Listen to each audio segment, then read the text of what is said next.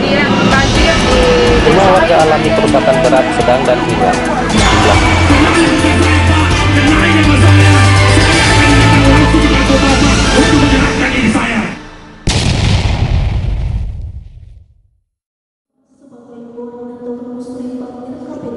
di Kecamatan tahun 2022, tahun anggaran 2021 kepada Bapak Andi Purwaruka STP dengan hormat disilakan.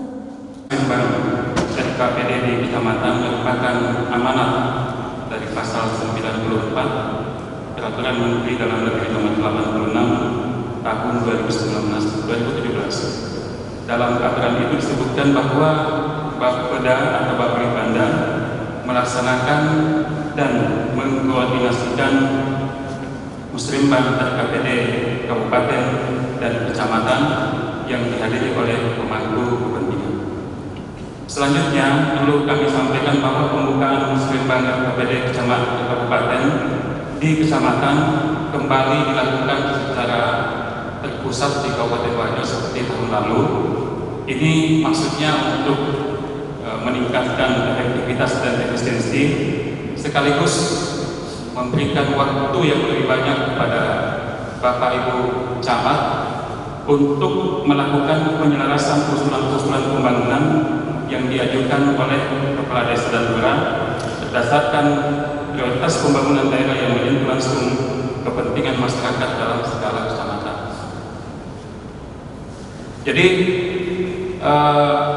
beberapa tahun yang lalu yang kita praktikkan itu adalah Bapak Bupati melakukan safari membuka musrembang dari kecamatan yang satu ke kecamatan berikutnya, sehingga kita kadang-kadang lebih banyak menghabiskan waktu untuk memulai acara pembukaan daripada prosesi musrembangnya sendiri.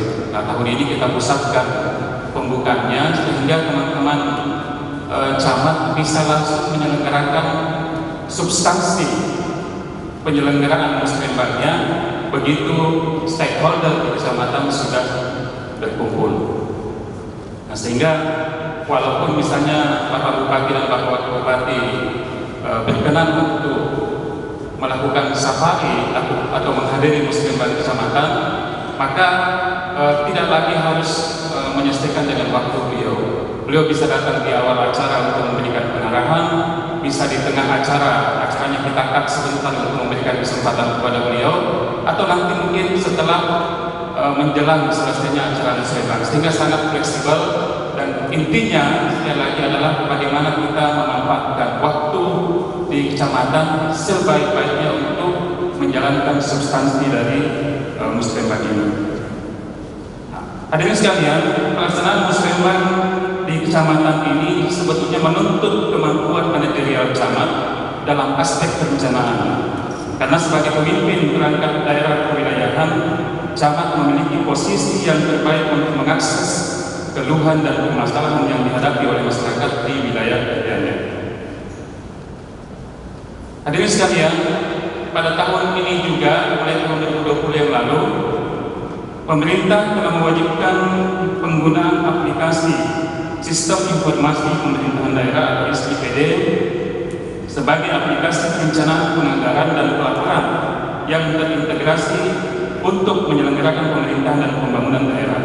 Hal ini dimaksudkan untuk menyediakan data dan informasi pembangunan yang akurat, mutakhir, dan dapat dipertanggungjawabkan. Melalui aplikasi ini, usulan masyarakat didokumentasikan ke dalam sistem setelah melalui musyawarah oleh Kepala Desa dan Lurah dalam forum musrembang desa dan kelurahan. Jadi hampir sama dengan di kecamatan, musrembang desa dan kelurahan juga menuntut sebetulnya kemampuan manajerial Kepala Desa dan Lurah dalam aspek perencanaan. Karena kita berharap usulan-usulan yang disampaikan oleh masyarakat tentunya adalah usulan yang mentah, sehingga melalui level musrembang desa dan kelurahan inilah Kepala Desa dan Lurah mampu merangkum usulan itu sehingga menjadi sebuah prioritas desa. Tata cara peliputan telah kita sosialisasikan mulai tanggal 25 sampai tanggal 28 Januari. Sayangnya mungkin karena Kepala Desa kita dan Lurah kita 190 kepala desa dan lurah Kabupaten Wajo, yang tidak hadir 127.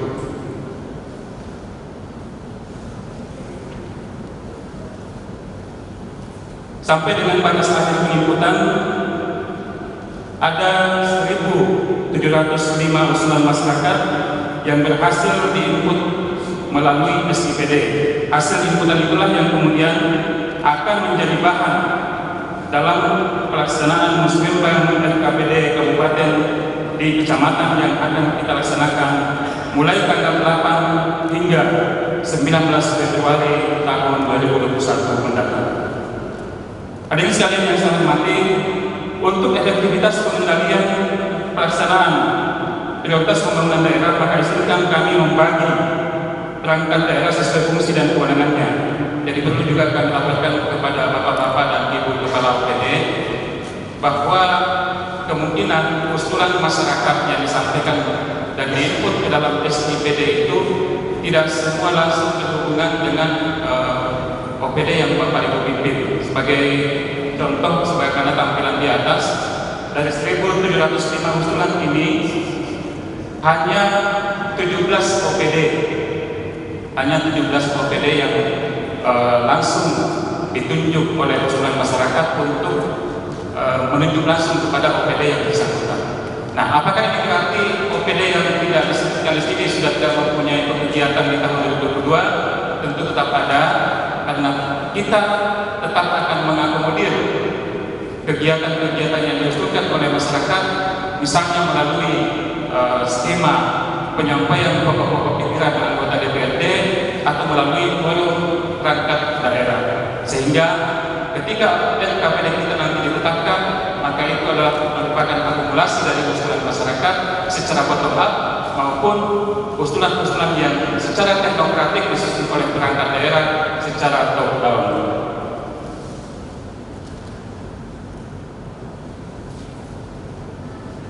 Selanjutnya yang dapat kami laporkan pada kesempatan ini bahwa tata cara pelaksanaan musrembang kecamatan dengan memanfaatkan SIPD ini adalah ya, jadi setelah tadi kita melihat akumulasi usulan dari setiap desa dan kelurahan, maka setiap kecamatan sudah bisa menghimpun usulan-usulan yang disampaikan oleh kepala desa maupun lurahnya dari SIPD. Nanti untuk mendapatkan data ini, Bapak Ibu camat bisa berkoordinasi langsung dengan teman-teman di Bapelitbanda.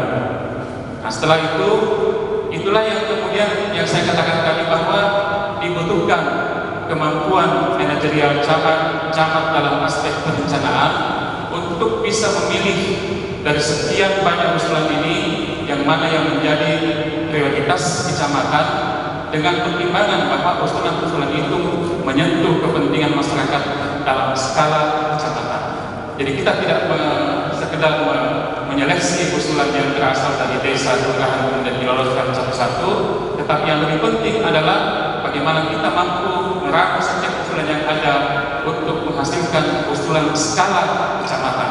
Tentu dengan pertimbangan bahwa kepentingan yang ingin kita capai dengan merangkul usulan-usulan ini adalah untuk kepentingan kecamatan itu sendiri. Ini adalah pembagian bidang. Mungkin teman-teman dari OPD sudah bisa melihat, karena kita mempunyai 3 prioritas pembangunan, dan inilah yang masing-masing bertanggung jawab untuk mencapai atau mewujudkan agenda-agenda prioritas pembangunan kita. Ya.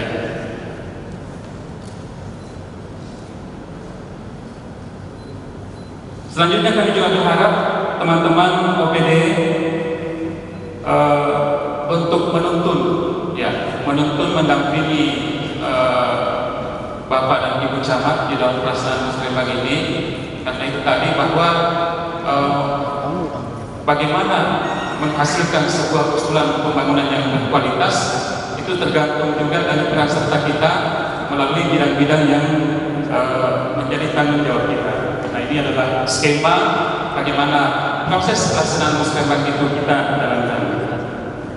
Jadi mohon setelah ini mungkin Bapak Ibu Camat sudah pulang, setelah pulang nanti sudah menunjuk siapa yang menjadi ketua panitia penyelenggara musrenbang. Dan kemudian saya juga pernah sempat menawarkan, karena kita masih dalam masa pandemi, untuk membatasi terjadinya kerumunan, karena jangan sampai kita disoroti juga oleh masyarakat. Maka dari nanti macam di mana bunga, ada pada bunga tahu. Saya menawarkan kalau memang mau digunakan, para camat juga bisa menggunakan aplikasi pertemuan virtual yang tersedia, dan kami di Bapelitbang siap memfasilitasi dengan menyediakan Zoom akun Bapelitbang untuk digunakan kalau mau digunakan. Saya kira itu yang dapat kami laporkan dalam kesempatan ini. Hal-hal yang bersifat teknis, hal-hal yang bersifat teknis dapat dikonsultasikan sampai dengan pelaksanaan musrenbang kecamatan. Nanti jadwal yang sudah diajukan oleh masing-masing camat kepada Bapelitbang, saya juga sudah share kepada Bapak Bupati. Nanti tinggal dipaskan, dicocokkan sehingga Bapak Bupati dan Bapak Bupati bisa menghadiri musrenbang kecamatan kita masing-masing kalau beliau mempunyai waktu atau kesempatan. Tentu juga kami berharap dukungan dari Bapak Ketua dan Wakil Ketua DPRD beserta segenap anggota DPRD yang sempat hadir untuk membantu mengawasi pelaksanaan musrenbang di kecamatan ini, sehingga betul-betul mampu menyerap aspirasi masyarakat yang ada di daerah pemilihan masing-masing. Karena kita berharap musrenbang dan tahun ke tahun semakin berkualitas, semakin meningkat akses masyarakat untuk bisa menggolkan usulan-usulan yang mereka sampaikan dan bisa kita akomodir di dalam KPD. Saya kira itu Bapak Ibu yang dapat kami sampaikan sebagai laporan. Kami mengucapkan terima kasih kepada Bapak Ibu sekalian, terutama kepada Bapak Ketua, Bapak Wakil Ketua dan para anggota DPRD yang sempat hadir, sekaligus juga kepada teman-teman OPD dan para perencana yang telah meluangkan waktunya untuk bisa menghadiri acara ini. Tentu secara teknis kami akan menyampaikan bagaimana proses pelaksanaan musrenbang ini lebih lanjut, dan sekaligus kami mohon maaf bila mana ada hal yang tidak berkenan selama berlangsungnya acara ini. Sekian, saya tambahkan sedikit lagi, mohon maaf, kami mohon kesediaan Bapak Bupati untuk memberikan arahan sekaligus membuka pelaksanaan musrenbang KPD Kabupaten di kecamatan secara resmi. Sekian, billahi taufiq wal hidayah. Wassalamualaikum warahmatullahi wabarakatuh. Acara selanjutnya, sambutan Bupati Wajo sekaligus membuka pelaksanaan musrenbang RKPD di kecamatan tahun 2022, tahun anggaran 2021 kepada Bapak Dr. Haji Amran Mahmud SOCMSI. Dengan hormat disilakan. Dalam suasana pandemi yang mengharuskan kita menerapkan protokol kesehatan demi penularan COVID-19 di daerah yang kita ini, perlu saya sampaikan Bapak Ibu, ya tadi malam saya bersama dengan Ketua DPRD dan seluruh Forkopimda mengikuti video conference bersama Menko dan beberapa menteri yang terkait dengan penanggulangan COVID yang sangat mencemaskan sekarang ini, yang harus menjadi perhatian kita semua. Ya, karena ya, pergub kita yang kita sudah keluarkan harus kita kawal bersama dan harus kita lakukan penindakan secara maksimal agar betul-betul kita memutus mata rantai penularan. 2 bulan terakhir ini, Desember Januari, peningkatan COVID kita di daerah kita ini kurang lebih 244 terkonfirmasi positif. Jadi hanya dalam waktu 2 bulan, Desember Januari 2021, tingkat penularan kita di Wajo ini kurang lebih 244, hampir 300 orang. Ya. Dan tentu ini harus menjadi perhatian, bahkan sekarang ini secara nasional ya sudah menjadi kesepakatan untuk terus menegakkan kedisiplinan protokol kesehatan kita.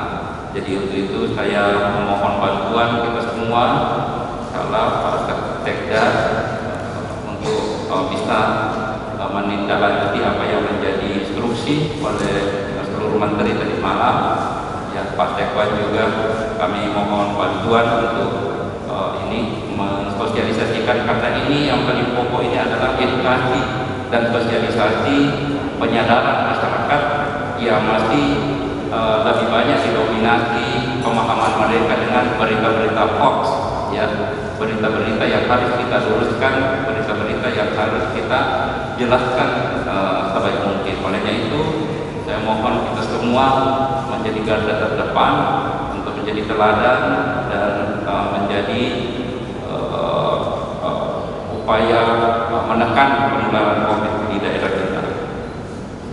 Selanjutnya hadirin yang saya hormati, Musrembang Kecamatan ini adalah agenda tahunan yang telah diatur dalam peraturan perundang-undangan mengenai perencanaan pembangunan dalam rangka penyusunan rencana kerja pemerintah daerah atau RKPD tahun 2022. Pembukaan Musrembang Kecamatan ini dilaksanakan secara terpusat seperti tahun lalu yang kita lakukan ini demi efektivitas dan efisiensi penyelenggaraan Musrembang nantinya di kecamatan. Apa yang disampaikan oleh Kepala Bappedupan tadi, kita ingin Musrembang ini tidak sekedar seremoni, ya, dan kadang-kala kekesalan masyarakat sering terucap bahwa habis waktu kita, ya, menghadiri Musrembang terus pada soro-soro dan campuni rone tadi sampaikan di mana terakomodir atau tidak bisa menjadi skala-skala prioritas. Ya, artinya kita berharap pada saat agenda Musrembang di tingkat kecamatan betul-betul sudah fokus mendiskusikan yang mana di situ bisa di ranking atau di skala prioritas kan seluruh program-program yang terkait dengan capaian RPJMD kita. Ya, nah, olehnya itu saya minta kepada seluruh dinas untuk fokus dalam perencanaan 2022 ini supaya betul-betul kita menghasilkan Musrembang dari bawah ini ya betul-betul aspiratif dan bisa mengakomodir sesuai dengan skala prioritas kita yang kita akan lakukan tahun 2022. Berdasarkan rencana pembangunan jangka panjang daerah RPJMD Kabupaten Wajo tahun 2019-2024, maka tema pembangunan daerah kita untuk tahun 2022 ini adalah peningkatan kesejahteraan masyarakat dan daya saing daerah. Ini tema kita. Kita fokus di tema ini, peningkatan kesejahteraan masyarakat dan daya saing daerah. Tema pembangunan ini kita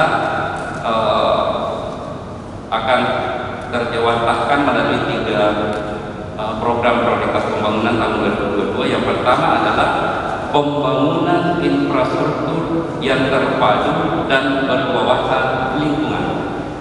Jadi ini yang fokus pertama kita, pembangunan infrastruktur yang terpadu dan berwawasan lingkungan.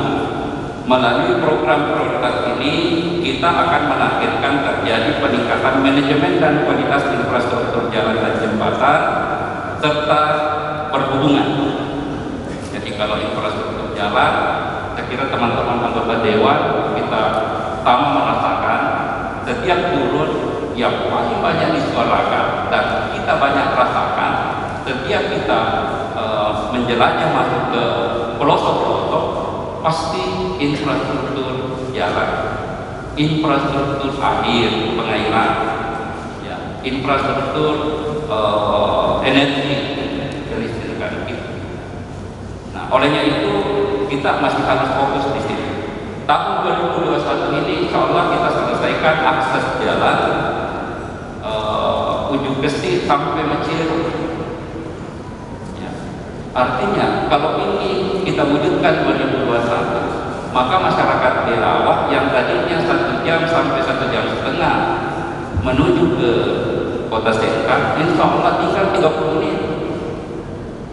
Alhamdulillah atas respon Bapak Gubernur, kita mendapatkan bantuan keuangan daerah 2021 ini untuk ruas 6 km jalan yang ada di Universitas sampai Majero, ditambah dengan jembatan beton yang bisa melewatkan nanti kendaraan roda 4. Demikian juga di 2021 kita akan tingkatkan akses jalan dari Sampang ke Tempe, dalam hal ini di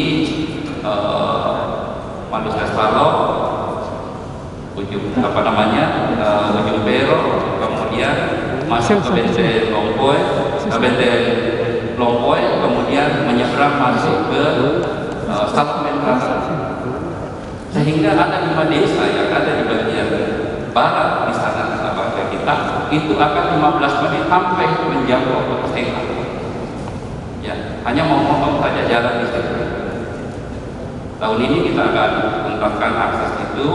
Kita juga berdoa mudah-mudahan tahun depan 2022 menjadi prioritas untuk kita ganti juga jembatan Fatimah itu menjadi jembatan beton, ya, supaya paling tidak jembatan yang bisa melewati kendaraan roda. Dan masih beberapa akses-akses jalan yang kita jadikan fokus, termasuk yang saya harap itu dari Solo masuk ke Lempong, ya, di Lamangiso, Balielo, tembus ke Adi, Balielo, tembus ke Lempong. Kita harapkan itu juga bisa menjadi akses cepat, ya, dari Bola masuk ke Lempong, ya. Nah, ini semua menjadi prioritas-prioritas kita ke depan agar ruas-ruas jalan utama untuk bisa menggerakkan roda perekonomian, karena kita juga fokus untuk melakukan upaya-upaya peningkatan perekonomian masyarakat kita. Demikian juga di poin 1 tadi ini terkait dengan tata kelola persampahan dan limbah di Kabupaten Wajo ini akan kita tingkatkan. Alhamdulillah beberapa upaya-upaya oleh lingkungan hidup, ya, untuk bagaimana mengelola sampah, bagaimana mengendalikan sampah, bagaimana sampah bisa bermanfaat, ya, bagaimana limbah-limbah pertanian bisa menjadi pakan ternak, bagaimana bisa semua ini bisa menjadi program-program nanti di OPD. Dan saya berharap, ya, di perencanaan 2022 ini selalu juga mencoba membuat program yang bisa terintegrasi dengan pihak ketiga, pihak CSR, dari perbankan, pihak lembaga-lembaga lain. Bagaimana kita buat program yang bisa mengintegrasikan dengan pihak ketiga, ya. Pihak ketiga ini ada perbankan, di situ perbankan itu luar biasa programnya. Ada kurnya, ada kur khususnya, ada kur regulernya, ya, ada kur pernya lagi untuk pemulihan ekonomi nasionalnya. Jadi ini harus kita tangkap. Nah, jadi saya berharap dinas-dinas yang terkait itu yang bisa menggalak, yang bisa membuat program yang berkolaborasi dengan pihak-pihak ketiga ini kita lakukan, kita manfaatkan, ya, agar kondisi keuangan kita ini yang sangat terbatas, ya, dan kita berdoa juga supaya postur APBD kita ini tidak sama lagi dengan postur APBD 2021 yang masih kelihatan postur COVID, ya. Kalau dibandingkan dengan APBD kita 2021 dengan 2020 yang normal sebelum COVID, itu kita minus 176 miliar. Nah, kita berdoa 2022 ini nanti postur APBD kita ini sudah berubah, sudah kembali normal, agar apa yang menjadi harapan-harapan kita untuk mencapai dan menuntaskan program kita untuk mencapai RPJMD ini bisa terwujud bersama.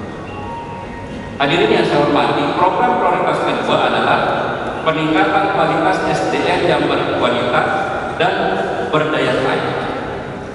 Program ini tentu akan mengagendakan akselerasi peningkatan kualitas pendidikan, ya, jadi pendidikan ini saya berharap ya ada upaya peningkatan SDM ketenagaan kita, ya, utamanya tenaga-tenaga didik kita, supaya ada peningkatan kualifikasinya, baik kualifikasi pendidikan formalnya maupun yang lain-lainnya, kompetensi skillnya, agar ini kita akselerasi semua potensi ini. Ya. Demikian juga kesehatan. Ya, demikian juga kesehatan kita akan maksimalkan di 2022 ini upaya kita itu untuk memberikan yang terbaik pelayanan kesehatan kepada masyarakat kita. 2021 ini sudah kita siapkan anggaran 54 miliar untuk UKJ 100% BPJS. Kita berharap upaya ini ya ada dampak yang kita bisa berikan di 2022. Ya. Demikian juga untuk pendidikan, ya anak-anak kita yang sekarang ini 1 tahun kurang lebih sudah belajar online, pasti banyak dampaknya. Harus kita jadikan solusi. Termasuk saya ingin sarankan, kalau bisa di 2022 ini kita maksimalkan program yang sudah kita kerjasamakan dengan program pengembangan kualitas anak-anak kita mencetak generasi-generasi Qurani, yaitu dengan program perbanyak tahfidzul Al-Quran. Alhamdulillah 2 tahun ini kita kerja, sudah tercatat lebih 1.400 anak-anak kita yang menghafal Al-Quran. Karena dulu hanya tempat-tempat tertentu saja yang menjadi tempat tahfidzul Al-Quran. Sekarang hampir kecamatan, hampir semua, dan ini hanya sebenarnya melibatkan pihak ketiga, bahkan melibatkan masyarakat yang punya sebenarnya uang parkir yang kalau kita buka terus mereka bisa bantu kita. Dan saya berharap Pak Pelibanda menganggarkan apa yang menjadi tawaran dari Puan Ahya untuk bagaimana paling tidak 50% sampai 75% masyarakat warga kita targetkan 2024 ini bisa kita wujudkan menjadi generasi-generasi tahfidzul Al-Quran, menjadi hafiz dan hafizah. Saya kira ada metodenya dan ada tawarannya yang tinggal kita melakukan, dan saya berharap di 2022 ini menjadi catatan. Termasuk sarana dan prasarananya. Saya kira kita berbenah baik di pendidikan, ya infrastruktur sarana prasarana pendidikan kita, utamanya yang sekarang ini dibutuhkan ini sarana online. Kita minta kominfo komunikasi dengan pihak terkait, semua akses daerah kita ini tidak ada lagi yang blank internet. Kalau kita masuk jarang, kita masuk ke pasar orang susah sekali jaringan. Kalau kita lewat di Gunung Cepok pasti hilang jaringan. Kenapa bisa begitu? Coba semua daerah-daerah kita ini harus dipastikan untuk membackup ya sarana prasarana proses pembelajaran daring ya virtual buat anak-anak. Dan paling tidak ada upaya-upaya lain yang dilakukan buat masyarakat kita. Kita juga perlu mempercepat pemenuhan standar pelayanan minimal yang merupakan pelayanan dasar bagi masyarakat kita.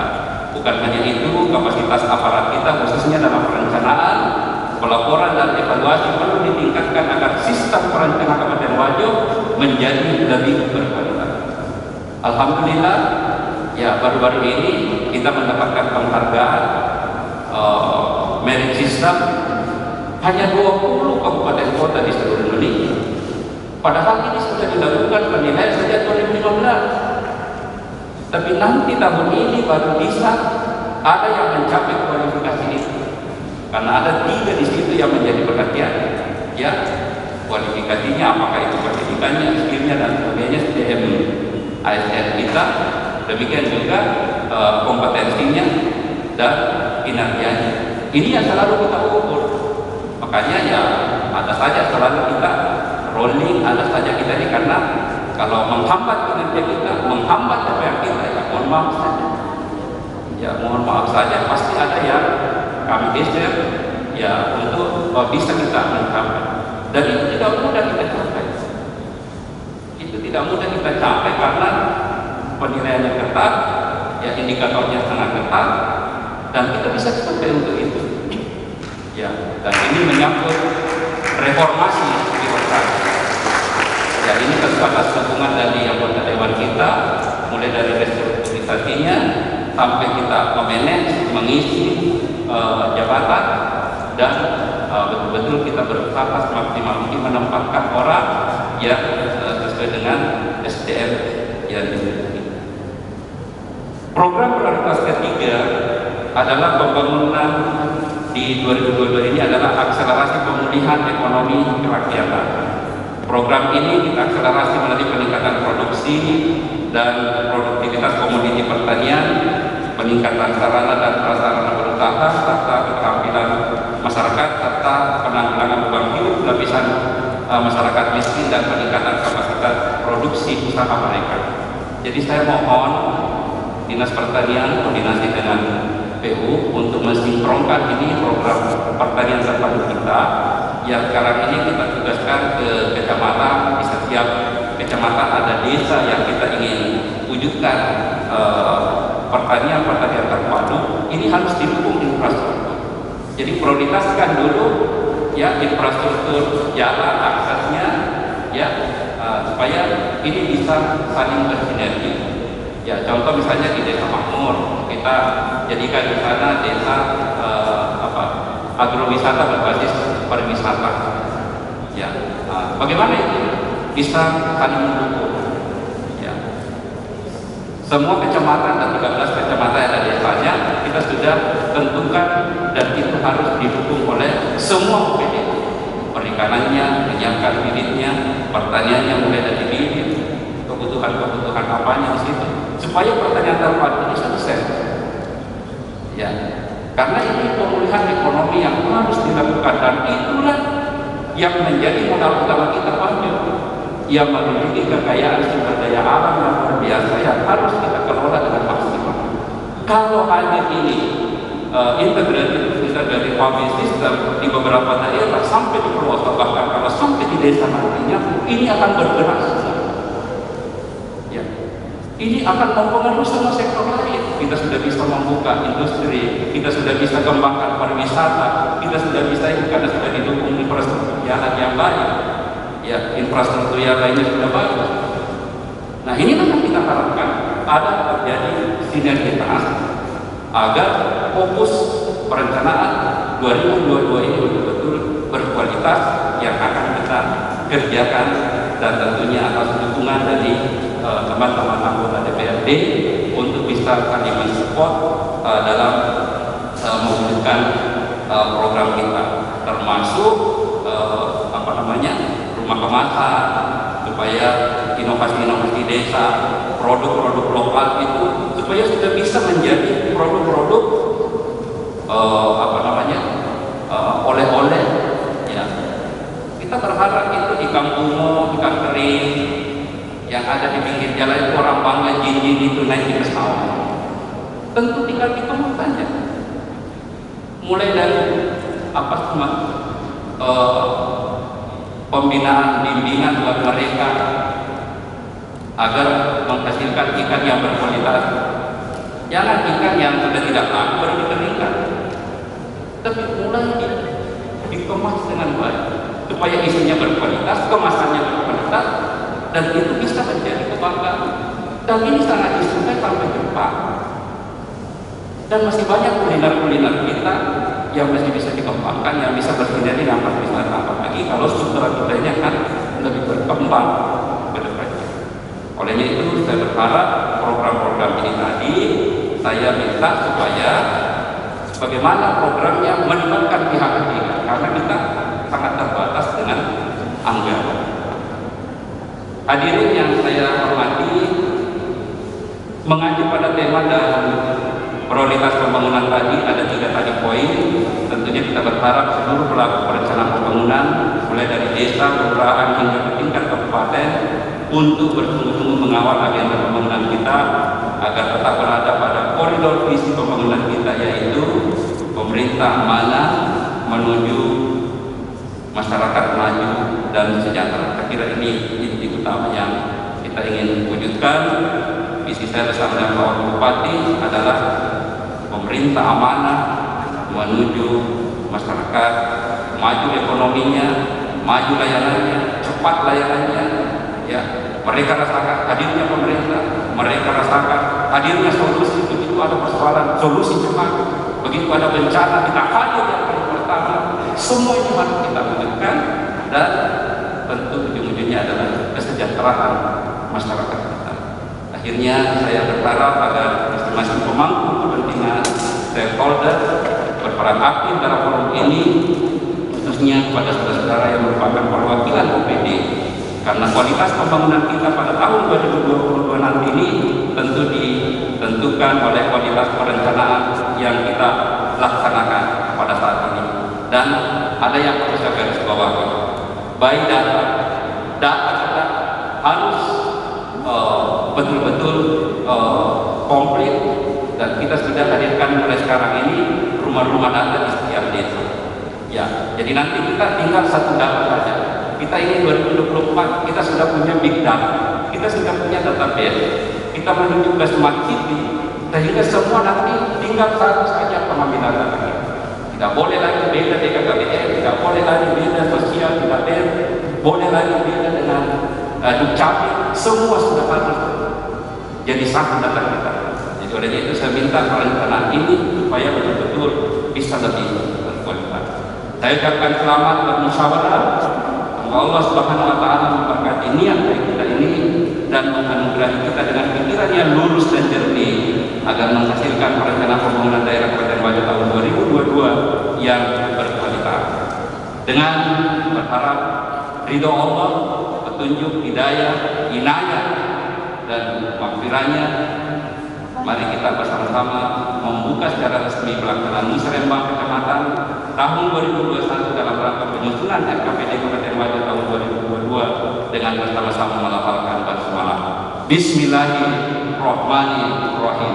Terima kasih atas waktunya, utamanya kepada anggota Dewan yang terhormat. Selama hari ini hampir lengkap kami ucapkan jazakumullah khairan katsiran.